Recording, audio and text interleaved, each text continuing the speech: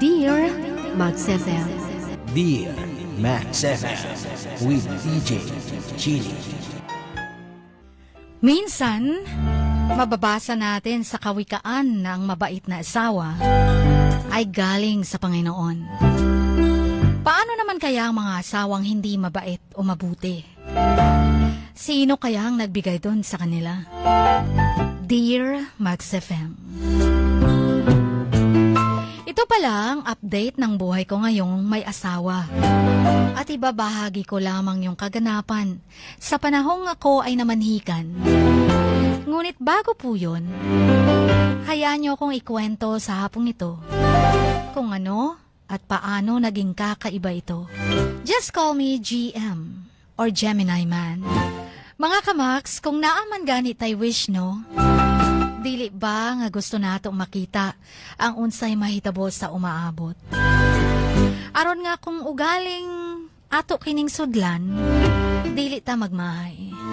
Hinuon malipay ta og dili ta basulon sa atong pamilya o mga higala og ingnantang nganong ni Inter. Dili man di ay andam. O kay dili man nato matagnang nasa unahan, angay gyud magandam. Usa ka paagi nato mao ang pagtugyan sa Ginoo para aning mga butanga. Alam ko hirap kayo chin magbasa ng Bisaya. Kaya oo, sisikapin kong masalin sa wikang Tagalog. Nung teenager ako, namulat ako sa kahirapan. Tanging pagsasaka sa bukirin ang hanap buhay ng aking mga magulang. Sa mga panahong yun, di gaano at ganito kaganda ang mga oportunidad na may mga scholarship para makapagpatuloy sa pag-aaral. Kaya ito, maliban sa ibang gawain, pagsasaka ng mais ang aking hanap buhay. Naisip ko noon, darating at darating ang araw na ako ay mag-aasawa din. Dahil nga ang tao kung hindi magiging pare, magpapadre di pamilya. Kaya nararapat na ako ay maghanda. Nag-ipon ako sa mga sidelines na nalalaman ko kahit pa unti-unti. Kinasuklaman ko ang magkaroon ng bisyo dahil nga ang hirap kumita. To make the story short, nagkaroon ako ng girlfriend. Subalit sa kabila ng pagmamahal ko, parang di ko dama na deserve ako. Hanggang sa 3 beses akong nasaktan. Sumubok ng ibang babaeng liligawan. Sana Lord makatagpo ko na yung babaeng itinadhana mo para sa akin. Yan ang sambit ko palagi sa pagdarasal ko. Hanggang isang araw, narinig ng Diyos ang kahilingan ko. Kaya ayon, nagbakasakali akong manligaw sa babaeng nakilala ko ng personal sa pinagtatrabahuan niya. Sabi ko na kung maaari, ay kung pwede ba akong manligaw.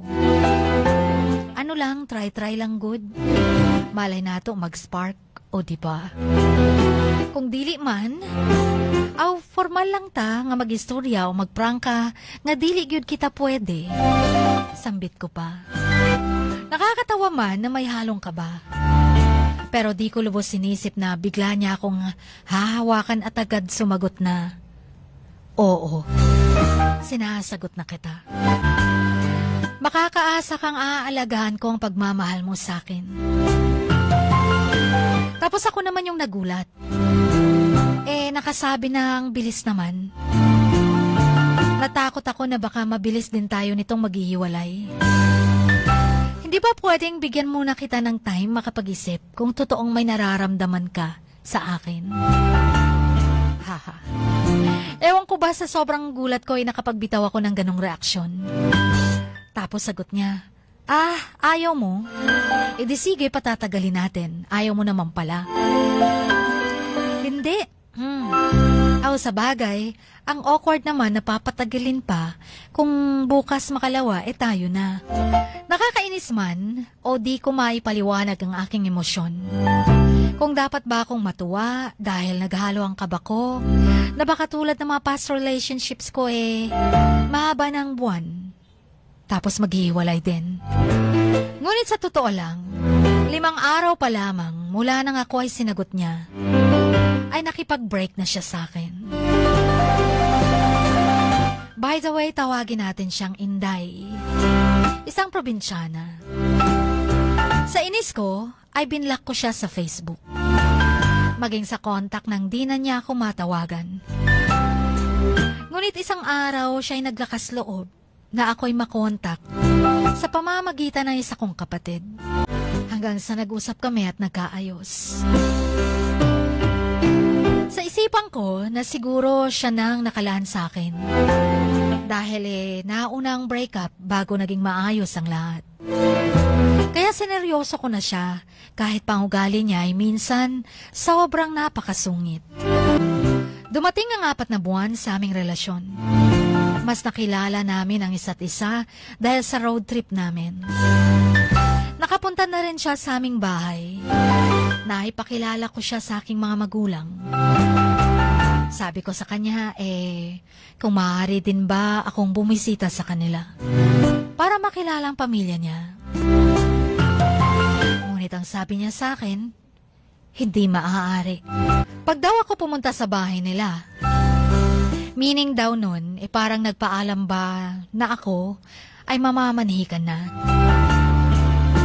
Alam mo na mga kapitbahay, agad nakikimarites pag may dumadalaw lang na lalaki sa bahay.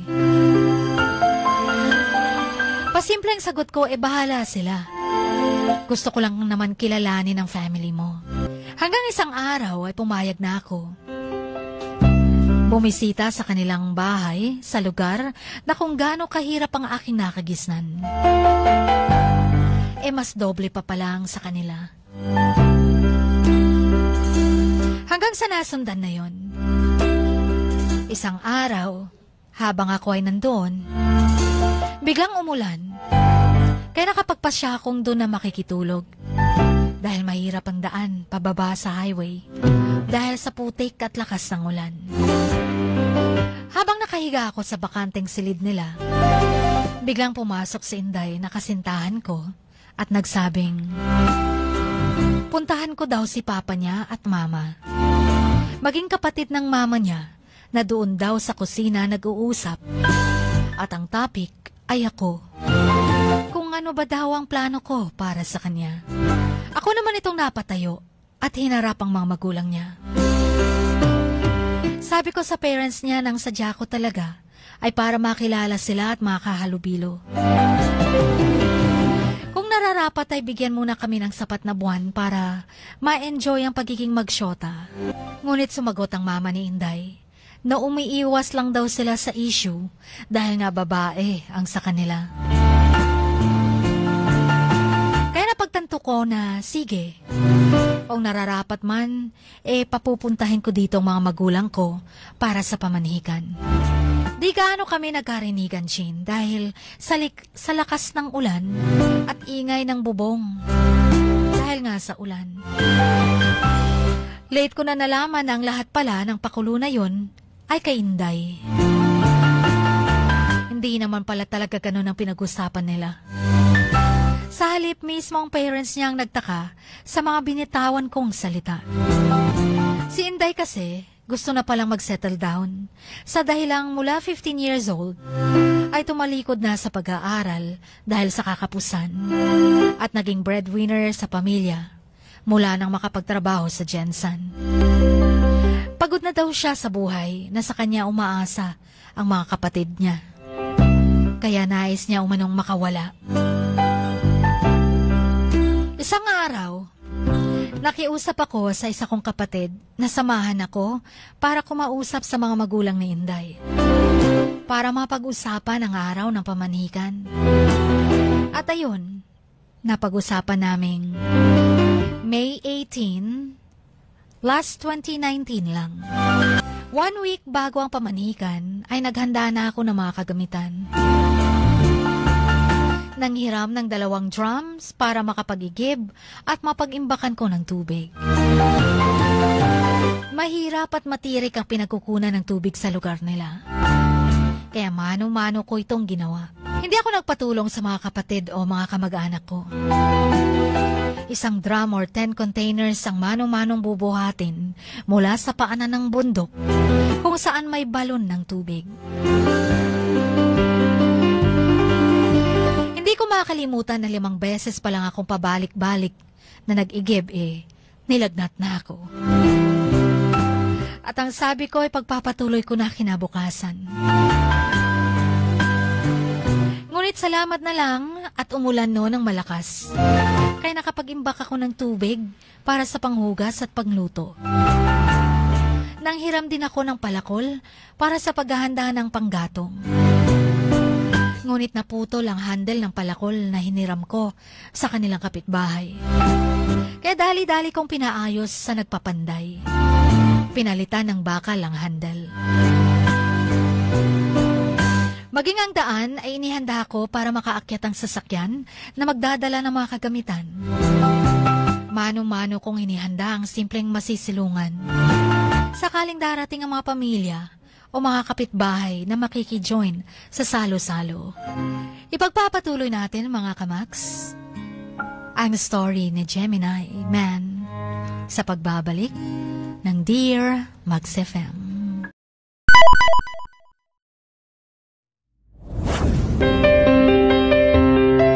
Sing like no one is listening. Love like you've never been hurt. Dance like nobody is watching. And live like it is heaven on earth. Dear Max FM. Dear Max FM with DJ Chini. Samahan si DJ Chini tuwing 1:00 hanggang 3:00 ng hapon, Lunes hanggang Biyernes sa Dear Max FM. Dear Max FM with DJ Chini. Ipadala na ang sarili niyong kwento, matuto ng leksyon at gawin itong inspirasyon. Dear Max FM with DJ Chini.